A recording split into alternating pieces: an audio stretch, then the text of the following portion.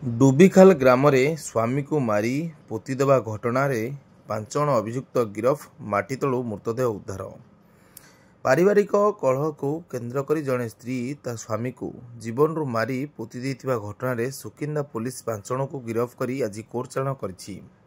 ଘଟଣା ଘଟିଛି ସୁକିନ୍ଦା ଥାନା ଅନ୍ତର୍ଗତ ସଂସାଇଲ ଗ୍ରାମ ପଞ୍ଚାୟତ ଅଧୀନସ୍ଥ ଡୁବିଖାଲ ଗ୍ରାମରେ।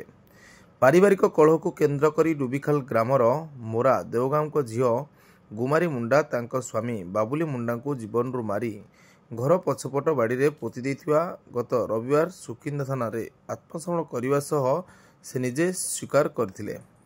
ଏନେଇ ସ୍ଥାନୀୟ ସରପଞ୍ଚ ମଧ୍ୟ ସୁକିନ୍ଦା ଥାନାରେ ଲିଖିତ ଅଭିଯୋଗ କରିଥିଲେ।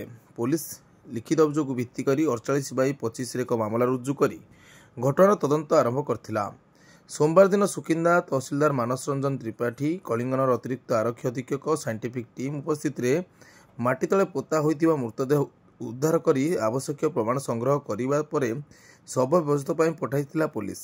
ଏହି ଘଟଣାକୁ ପୁଲିସ ଗୁରୁତ୍ୱର ସହ ନେବା ସହ ଅତିରିକ୍ତ ଆରକ୍ଷୀ ଅଧୀକ୍ଷକ ସୁପ୍ରସନ୍ନ ମଲ୍ଲିକ ନିଜେ ତଦନ୍ତର ଭାର ସମ୍ଭାଳିଥିଲେ। ତଦନ୍ତ ପରେ ଏହା ଏକ ସଂଘବଦ୍ଧ ଆକ୍ରମଣ ବୋଲି ଜଣାପଡ଼ିଥିଲା।